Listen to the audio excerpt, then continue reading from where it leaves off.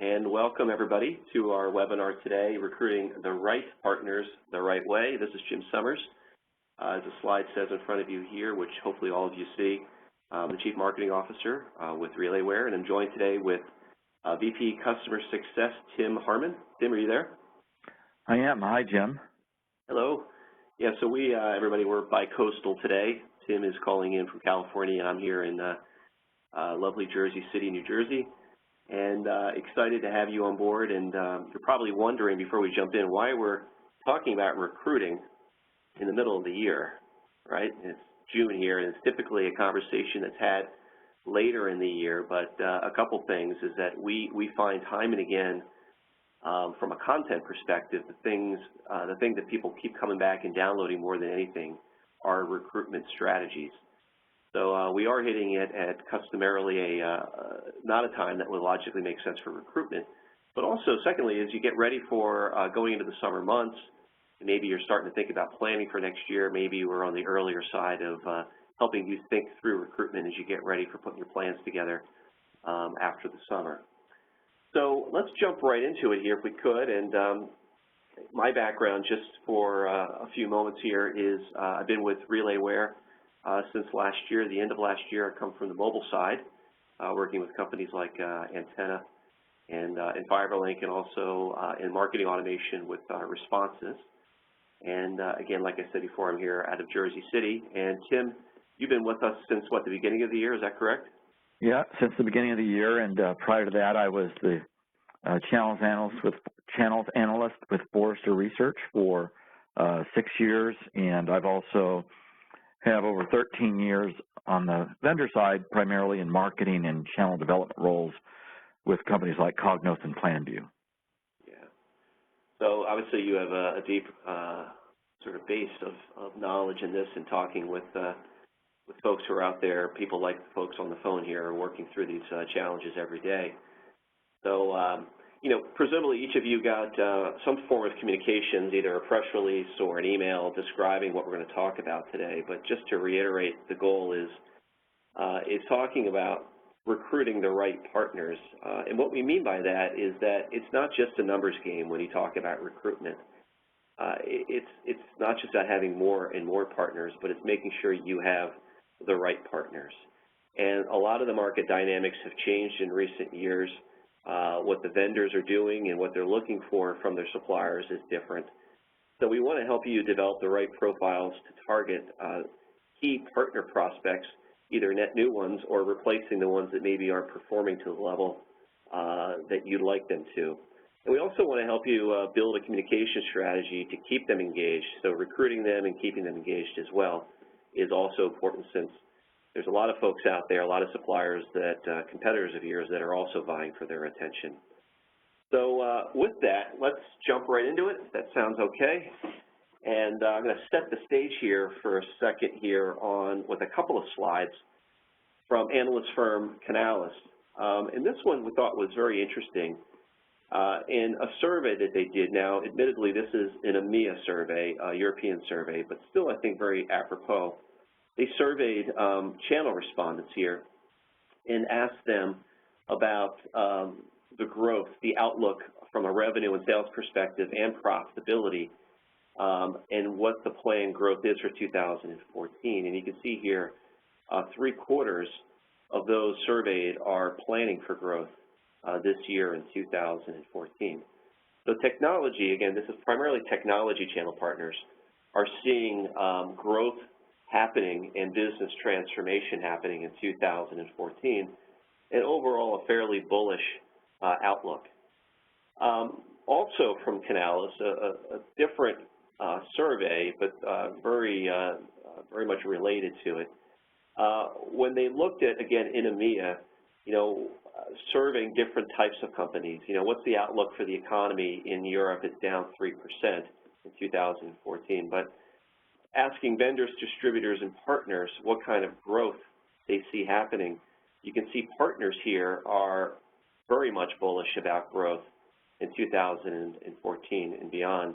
And why is that? Well, it's this quote here from Alistair Edwards says, is that they expect the growth to be driven by this shift towards software and services as channel partners are moving their business and models away from their hardware-centric past to much more of a software and services model. Now, the reason we're including this as our setup here is, again, asking the question about the kinds of partners that you have today and what is their perspective on things. You know, what are they? Are you still talking about trying to push more hardware if you're in that business when they're thinking more about software and services? So I think it's a good way to kind of set the stage for the market that is very bullish, but also their mindset is very much in a lot of ways around software and services. So with that, I'm going to stop talking here. Well, actually, before I stop talking, to continue on this point, I thought this quote from Cisco from Sabrina Lin, who's VP of their commercial business, I thought kind of added on to that point. And she says that the demands for cloud adoption as we move toward the Internet of Everything have resulted in our ecosystem of channel and partners transforming their business to offer services and analytics. So again, it's making that point again. A company obviously as sophisticated as Cisco is in indirect channel management and working with partners, who sees this shift afoot and talking about that. So again, to drive this point home, the theme of this is, do you have the right channel partners to succeed not just today, but also for tomorrow? And I am going to stop talking here and hand it over to Tim, my colleague here, to walk us through the first portion of the agenda, which is talking about the importance of the right recruitment. So Tim, why don't you start here in setting the stage around whether or not people's recruitment may be missing the target. Yeah, Jim, I will. So, you know, so I've worked as a channel management practitioner, and like I said, prior to joining RelayWare as an analyst in the channels area for some time. And I know that even in my own experience, going out and trying to find recruit the right channel partners is an onerous task. All right, it's difficult. And what's difficult about it is that the target is always moving, right? So you have maybe a specific target market that you are going after, but your current stable of partners doesn't really meet that very well. Let me give you some examples.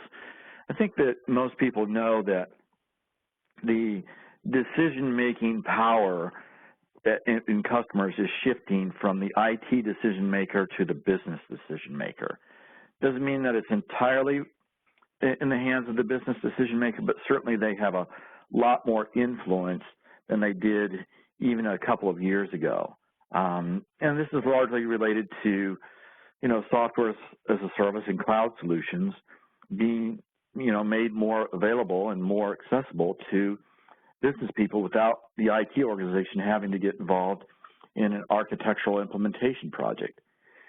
You know, but you may have partners that know only how to sell to the IT organization. In other words, they don't know how to sell to the line of business. Another example, you know, architectures, right, refer to this, right, moving from on-premise to cloud architectures. But your partners may be stuck in a business model where most of their revenue comes from implementation. And, you know, as more and more customers move to cloud, that implementation revenue and business model tends to dry up for those partners that are unable to adapt, right? You may want to get into new geographic markets, right, but your partners don't operate there, so you need a new set of partners, right, that are going to operate in that new geography that is strategically important to you. Or, you know, your solutions are getting more complex. Now, they may be getting simpler for your end user customers, but architecturally, they may be getting more complex in terms of what a channel partner needs to do in terms of integration value, right? So as complexity increases, you know, you may have partners that don't make the investment, the necessary investment in training and certification to keep pace with your products and the product knowledge required to represent and integrate those technologies accordingly. So either your current stable partners or your recruitment targets may be missing, where you need to be or want to be as a company. And these are just a few examples. Next. Yeah, so this slide is talking about, right, a typical distribution, the typical Pareto principle, right, of partner revenue distribution within an organization. Is that what we're looking at here? Yeah, the 80-20 rule, where 20% of your partners are generating 80% of your partner revenue, of your channel revenue. Now, it's interesting, in my years in the business, I've had many people tell me that the equation is actually worse than the Pareto principle. So it's not 20% that generate 80% of the revenue. It's only 10 or 5% of partners that generate the bulk of the revenue. So it's a very small percentage. But almost universally, you look at an ICT company's, that's information and communications technology, by the way, you look at an ICT company's channel partner portfolio, and it's in the revenue distribution tends to look like this. It's really skewed to where just a very few partners are the major contributors to their channel revenue. Mm-hmm. Do you want me to? Yep, next. Okay. So now if that's the reality here, now we have to think in terms of how we can fix that, right? So it's right. Not the art of profiling, but really, acting like we're doing some forensics here and turning it more into a science of profiling. Yeah, so I want to talk about partner candidate profiling now, and I think that a lot of companies have historically treated it as an art. Who do we recruit as partners? And you go on, maybe go on gut feel, you may go on relationship, and you may go on what I call basic profiling, just a few attributes. The combination of those three factors, gut feel, relationship, and basic attributes. And what I mean by basic attributes is that you may capture things like, what geographies they operate in, the vertical industries they serve, company size, their technical acumen.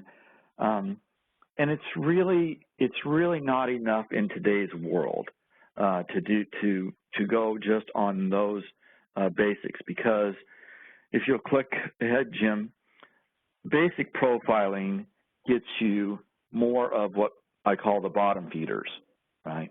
It's not going to get you those stronger channel partners that, you would actually like to be more to the left in the Pareto curve here, which have potential even to move up to be your A players, your star players. And I've seen this time and again where, generic recruitment campaigns, partner recruitment campaigns by ICT vendors winds up in, bringing in, 5% or 10% more channel partners into the fold. But more often than not, those channel partners tend to, be to the far right of the Pareto curve and just not major contributors. They don't move the needle very much for those ICT companies. Next.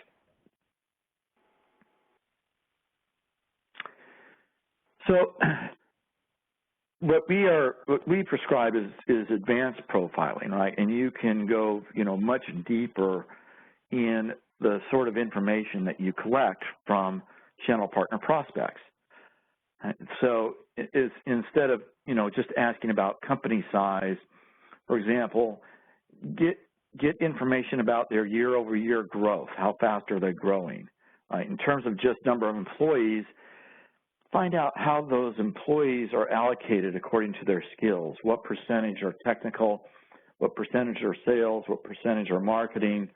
What percentage are business consultants, right? Much greater insight into, what that partner company's value could potentially bring to you. In terms of just their general technical acumen, find out what certifications and specializations they already have. They probably have other tech vendors, ICT vendors in their portfolios, and they're likely to have other certifications. Find out what they are, what they're skilled at, how much they've invested in training and certification, right? That's a key indicator. And by the way, in RelayWare, you have the capability to measure, partners' performance using a scorecard approach, and and that's for existing partners. But you can adapt that scorecard for partner candidates or partner prospects. So the same sort of model that you might use to capture information on existing partners and to develop a scorecard for them, you can take that same scorecard and adapt it to your partner prospects or partner candidates as well. Next.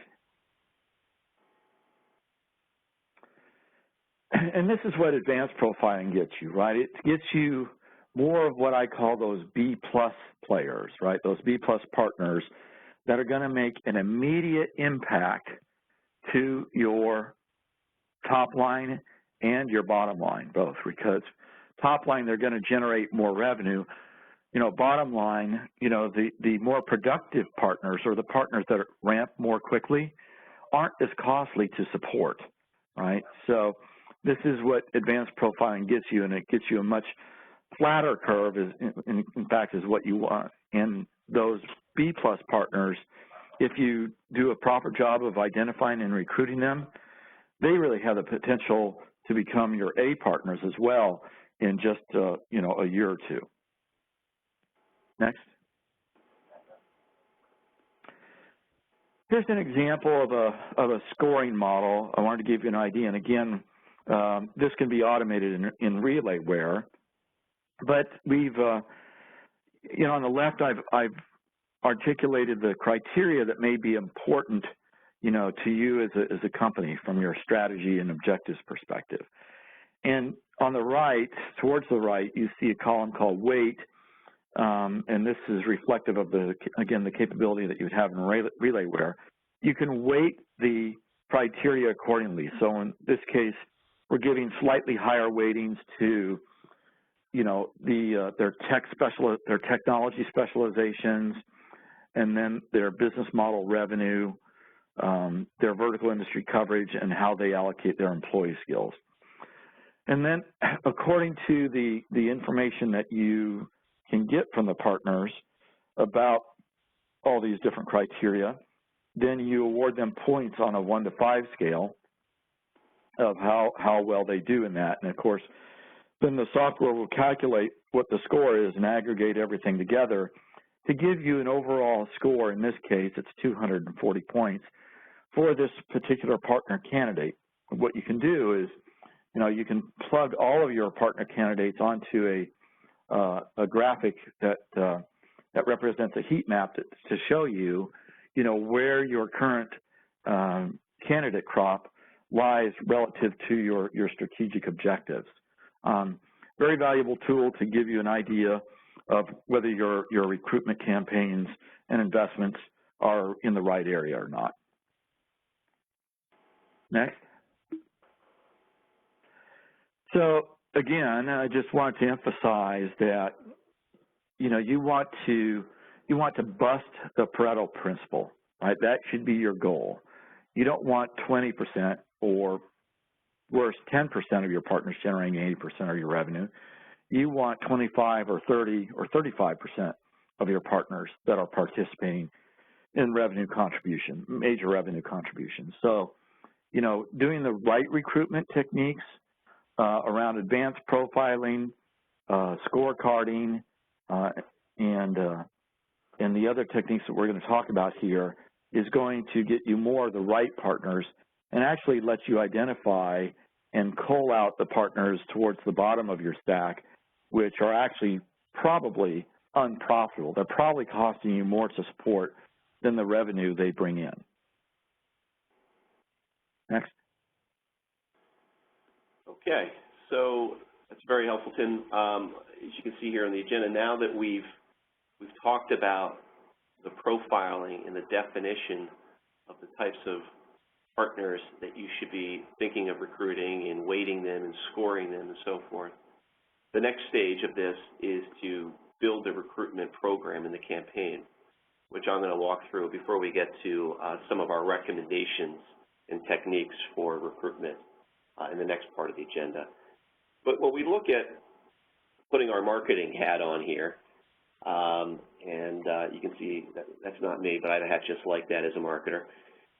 You have to look at what kind of bait you currently have in your marketing tackle kit to go out and recruit some partners. Now, needless to say, this varies by the size of a company you are.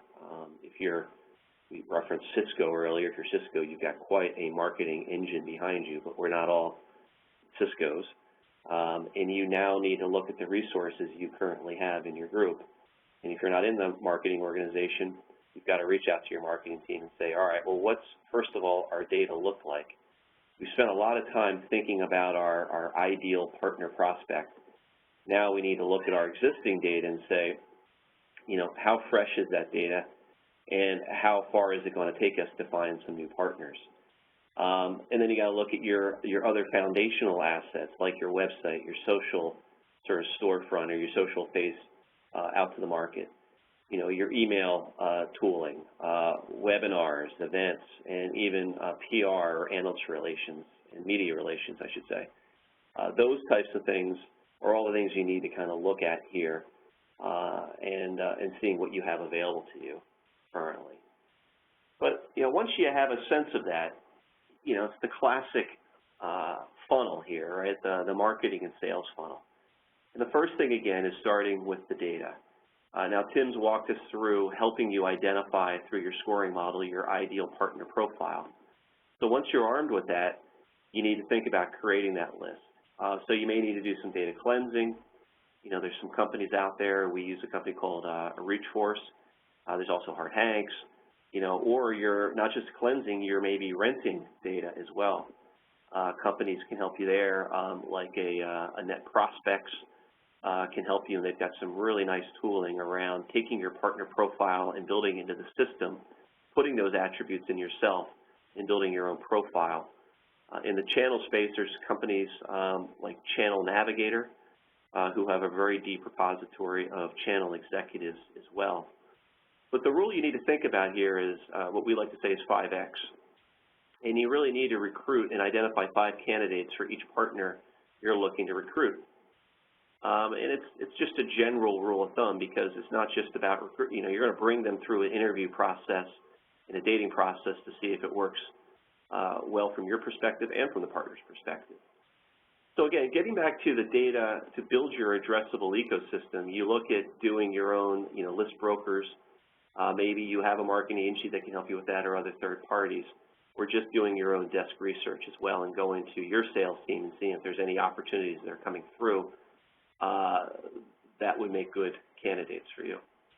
So looking down the criteria, I think, Tim, you've already touched on this, but it's the basics like geography, company size, and so forth. But it's other things too, like certifications, expertise, years in business. So you need to get creative about this, looking to things like LinkedIn and other sources to get this information to build your data. So what about engagement strategies? Right now we're looking at the mid-funnel here and trying to engage them. Now within RelayWare, we have a very powerful marketing automation engine and event management that can support this, but you may already be using other tools as well. Maybe you're using a marketing engine or automation engine like a Marketo currently, or ExactTarget.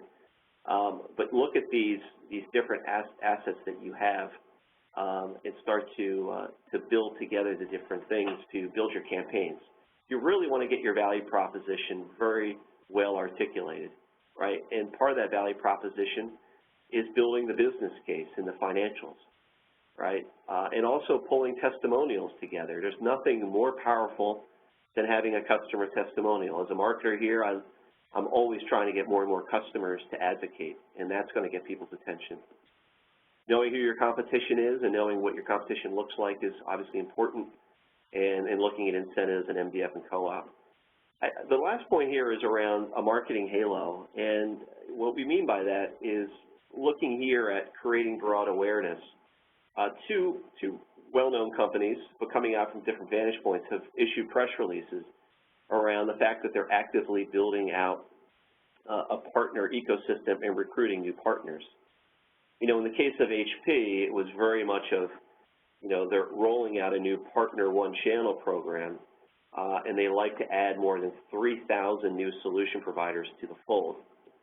So you can see here that this is more of a blunt instrument in trying to get as many new partners into the franchise as they possibly can, which has its merits, of course. But Nuance took a different approach. They're taking more of moving into a new geography. They were moving into the Middle East and needed to reach out and do targeted awareness, which I know sounds oxymoronic, but they're moving in the Middle East to build awareness about their partner program in that market and trying to recruit new partners in that area. We were talking earlier this morning about just the sheer number of announcements we've gotten in the last month alone from companies that are announcing channel partner programs. One of our customers is Genband, and in late May, they announced their new Partner Advantage program. And as part of that, they're trying to bring on new partners. Companies like Avaya just announced something yesterday, big company, Voxy, Phonality. You know, these types of announcements go a long way to generating awareness and getting people to come to your site, and then you move them through the funnel and getting them to some form of webinar or downloading the economics of how they can make money and how you can help them. You know, Jim, in looking at this, it's made me remember just how powerful a simple press release can be when it comes to partner recruitment. But you've got to be smart about those press releases. Right? You know, for example, Nuance, obviously if you're going to be doing, you know, search indexing, it's going to show up in terms of, you know, Middle East, geographic specific. But there are a couple other things I think you can do. I would always include a quote from the CEO. Channel partners look for commitment from the top, from the vendors that they decide to work with. And so getting a, you know, quote of commitment from the CEO, including that in the press release, I think is always important. And then the other thing that I think is critical too is value proposition. And it's always amazed me, you know, when you go out to a lot of ICT vendors' websites and look at their partner page, there's no value proposition. It just says, do you want to become a partner? And so when I've asked companies about it, they'll say, well, we really haven't developed a value proposition for partners. But you know, you should really treat partner candidates like you should do customers. And as Jim is walking you through, you know, a proper marketing methodology for partner recruitment, you have to apply the value proposition capability to partner recruitment, the same thing that you would customer acquisition. Mm-hmm. Yeah, that's exactly right. And we're going to talk in a moment here about, you know, the website a little bit more detail, but you're absolutely right. I mean, I think people, when you think in terms of a press release, just thinking of Genband alone, when they announced their partner program in May 22nd. Now, Genband, just so you're aware, is a telecommunications hardware company. And I think they have roughly 100 partners, so not an extreme amount, but they're looking to bring in more. But in their press release, you know, they did a nice job of putting, I would say, probably like 10 quotes in there from other partners, so their current partners. It was a handful. I think it was like 6 to 10. And saying, oh, wow, you know, John Doe says, I'm a partner, and this is the value that I'm getting out of it. So that level of credibility is very important. And then taking that message and being effective with how you share that socially as well, whether through Twitter or LinkedIn communities, is vital. So I thought they did a very nice job with how they represented that. So thank you, Tim. You know, before, you know, the next stage here is, you know, before you go to the altar together and sign a letter of intent, you know, you need to do an assessment here, right? So there's this whole multi-step process that needs to happen around pre-qualified screening. So what we suggest is that you do a quick phone call to confirm your current perception of a partner that is raising their hand or a partner prospect. Get them on the phone, talk it through, share your value proposition, get a sense of their passion and their commitment, and how many other potential companies in your space that they currently work with. And it helps you really scrub the companies that maybe looked good on paper and came in through the form and then said, well, maybe this isn't really the right person or not the right fit. Once you have a good sense of that short list, we recommend that you do an hour interview with you and management and their management to sit through and ask some very pointed questions. And then those finalists will go through an even more assessment evaluation period. And it's the candidates need to know and understand from you, how they can be successful. And there's very much, in this day and age, a much more of a reciprocal kind of interviewing process here. They're interviewing you as much as you're interviewing them. So it's important that you go through the screening process because it's going to make sure that you're allocating the proper time and not wasting too much of your time with the wrong partner recruits. So make sure you do your homework first, right? Make sure you have a very clear idea of what your ideal partner profile is based on what Tim had walked through. And by the way, this is something, if any of you are interested, that Tim does in workshops in helping you identify your right partner prospect, so we can certainly help you there through some services. How are you articulating that value proposition and explaining very clearly and simply what's in it for you, too? The partner's going to want to know what you're trying to get out of this. Obviously, there's revenue being made, but there's certain types of things that you may be looking for that are beyond just the pure revenue. You want to define and document the go-to-market strategy so they know what the on-ramping process and onboarding looks like. They're going to ask you for that. So have those artifacts ready. And know your cost to acquire beforehand, because you may find that you're spending more money than you really should be spending, and have the right tools for the job as well. So what an LOI, by the way, I see somebody asking a question, that's a letter of intent. So frequently, just coming back here, before you go to the altar, what happens often is that there is a letter of intent. It's saying, okay, we agree to work together before we get to a formal proposal and a partnership agreement that we're going to go through a process, sign an NDA, and get a letter of intent together that kind of shows that there's a level of commitment before you sign the official partner contract. So good question. So what can you do? And we have 4 recommendations here that we're going to walk through and explain some things as you walk away from here, 4 techniques to think about. So, Tim, why don't you, let's not spend too much time on this because you're going to go through these one by one, but at a very high level, can you explain what these 4 techniques are? So some checks, right, that you need to capture information about, right? What is their certification and specialization? And I alluded earlier to the fact that many partners don't have the skills to sell to the line of business that is required to represent, for example, cloud solutions today. You want to check to see, do they have vertical industry expertise? That's oftentimes an indicator of business skills and those skills related to selling to the line of business.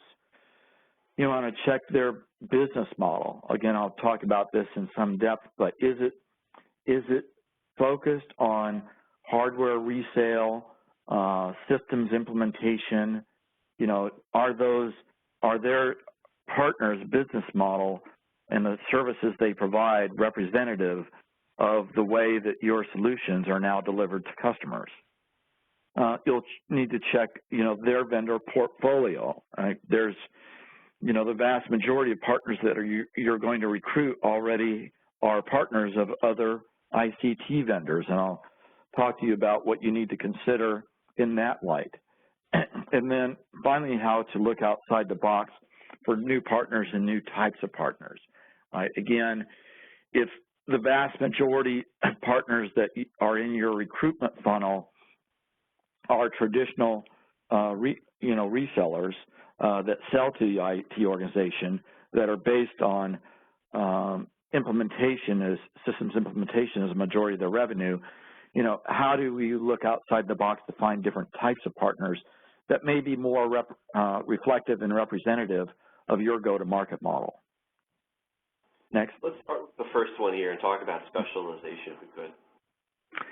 Yeah, so I used IBM as an example. I worked with IBM in my former life a lot as a Forrester analyst, and one of the things that IBM I know takes very seriously is not only the technical competency of their partners, but their business skills competency of their partners as well. And in fact, you'll see that in the IBM ecosystem, and it's representative here in their partner locator, that you'll have that IBM has partners that represent both their technical competencies and their business skills. In this case, vertical specialties.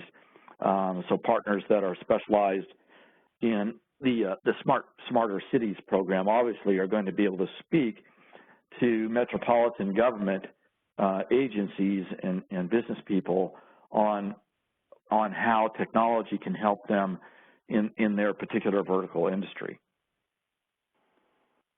Next.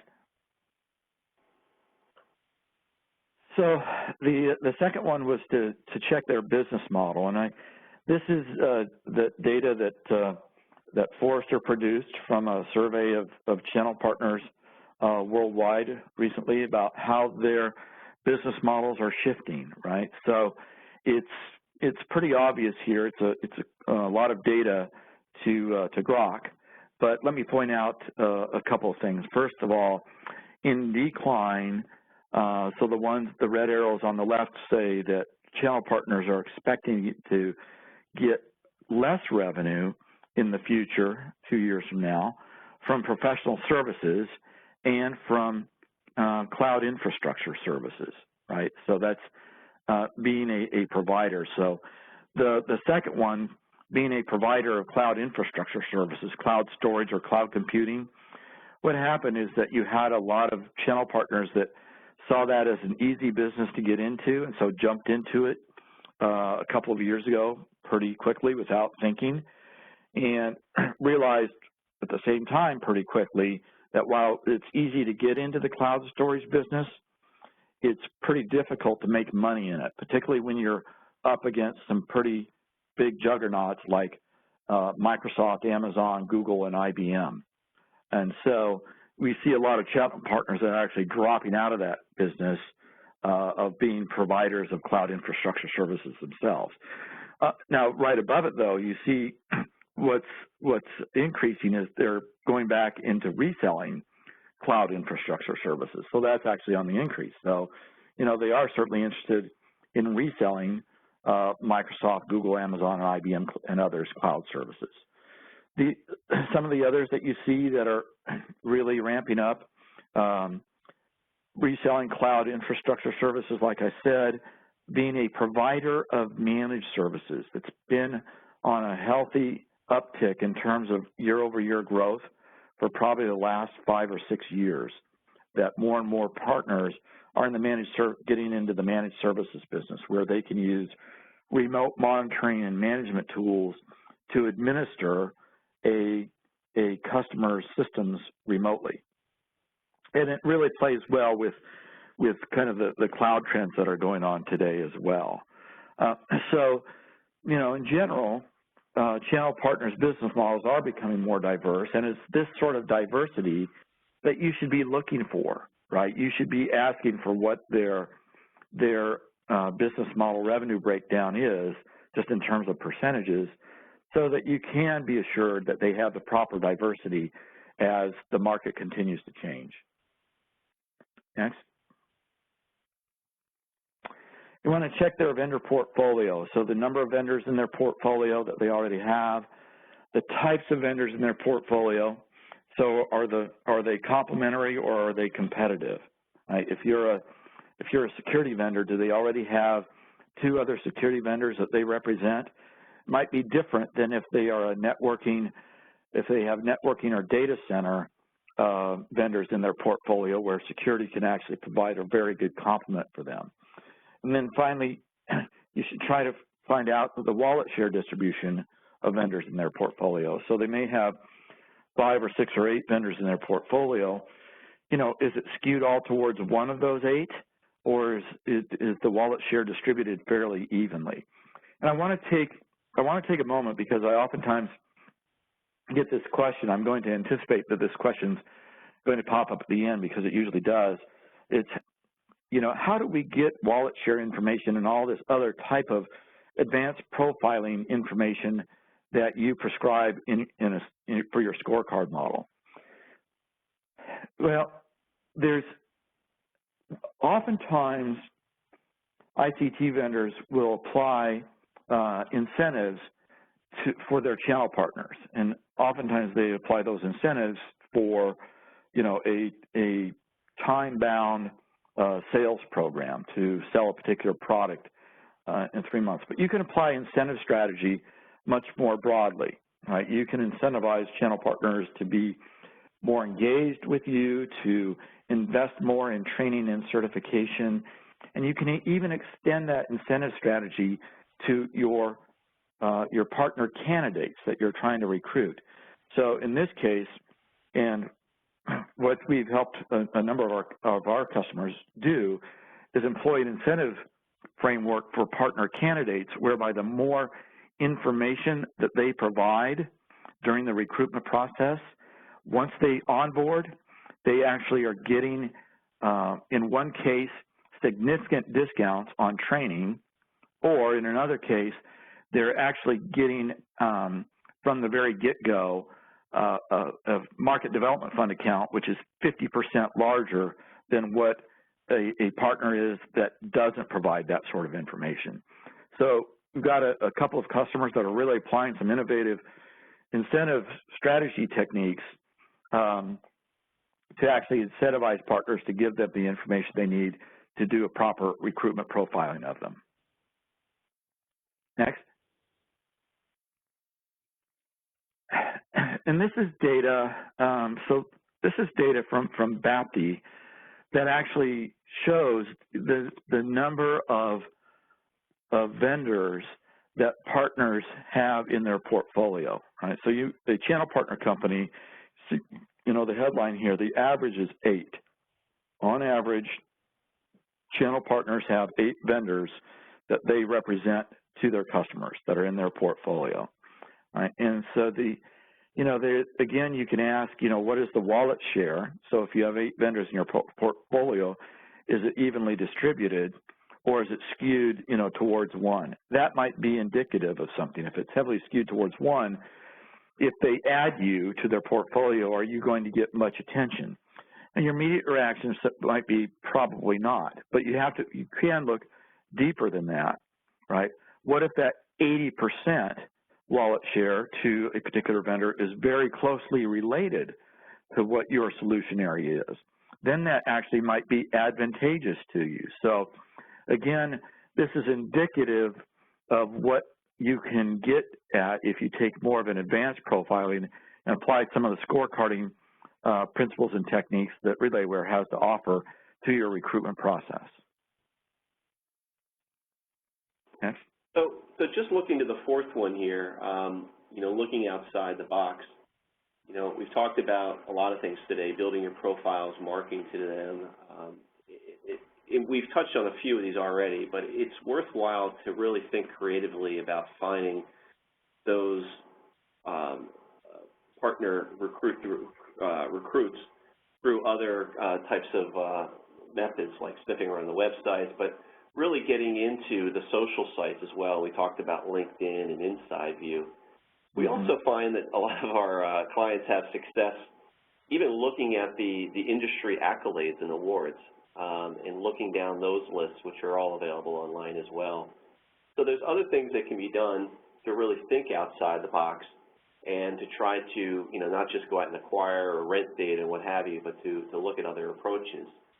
And the one thing we also say is, why not potentially open up your partner portal partially so that prospects can see the value firsthand?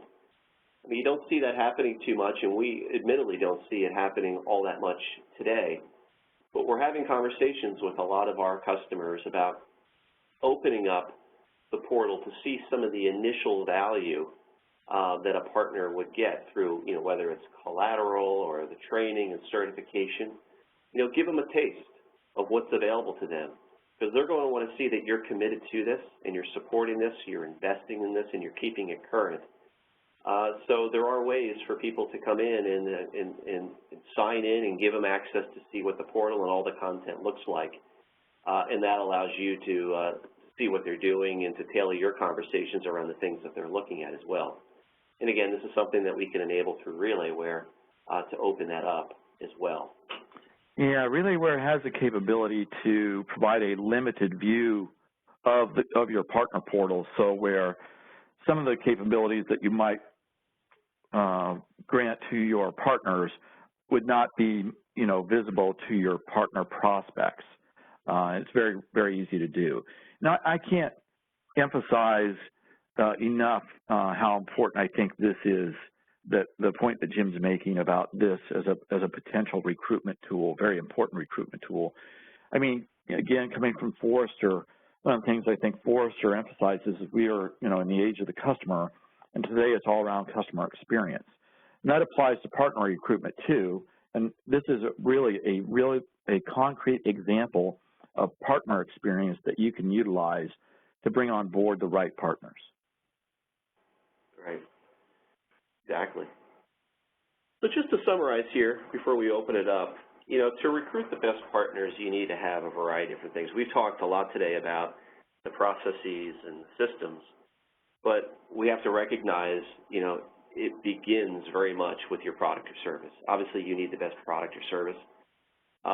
And once you've established that and people are coming to you because they know your brand, they know your reputation, they know your product or service has value to it, then it comes down to enabling them and giving them the processes and the systems, and ultimately the best economics and overall value is what they're going to want to see. So it really is a full mix when they look at sort of the whole partner opportunity here. These are all the ingredients that you need to think about. And also ask yourself, in this day and age, who's recruiting who? You may think you're recruiting partners, but they may be recruiting you as well. And they're out there trying to find the best suppliers as well. And going back to Tim's earlier slide about the number of vendors that many partners are coordinating today and managing and working with today, it's overwhelming. It's a lot. So they're going to be recruiting you just as much as you're recruiting them. And to have that kind of mindset, I think, will go a long way in recognizing that as you go out and you recruit. Any parting thoughts, Tim, on this before we open it up? Well, I think that last point that you make about recruiting you just, again, emphasizes that this is not just the day and age of customer experience, it's the day and age of partner experience as well. And the more experience you can provide them, during the recruitment campaign, the more likely they are to come on board as a very productive, ramped-up partner. All right, great. Well, let's do this. Karen, are you still with us? I am, Jim.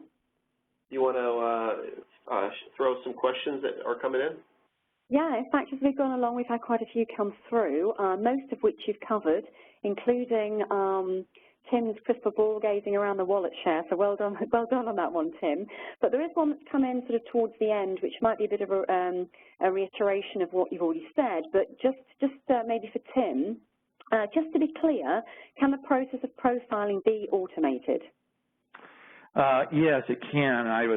I may not have been clear about that, but we have a scorecarding profiling capability within the RelayWare product set. Typically, it's used to scorecard current partners, but it can be adapted very readily, and it'll probably be a subset. But it could be adapted to do the same performance scorecarding for partner candidates as it does for your partners that are currently in your stable. Thank you, Tim. Back to you, Jim.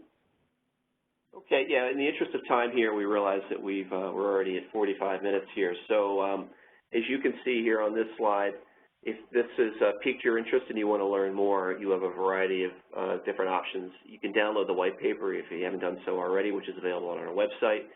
If you want to go right to the straight URL, it's there, relayware.com/recruiting-channel-partners. We've been tweeting, I know, during this webinar at #ChannelChoices, which is not just for this webinar, but just in general. So please join that conversation. And if you have any specific questions for us, please, you can email us at research@relayware.com, and we can also help you answer any questions or learn more about maybe Tim's workshops on how to help really ramp up your recruiting activities. So with that, thank you all very much for joining us. Have a wonderful day, and stay tuned for more webinars from us in the coming weeks. Take care.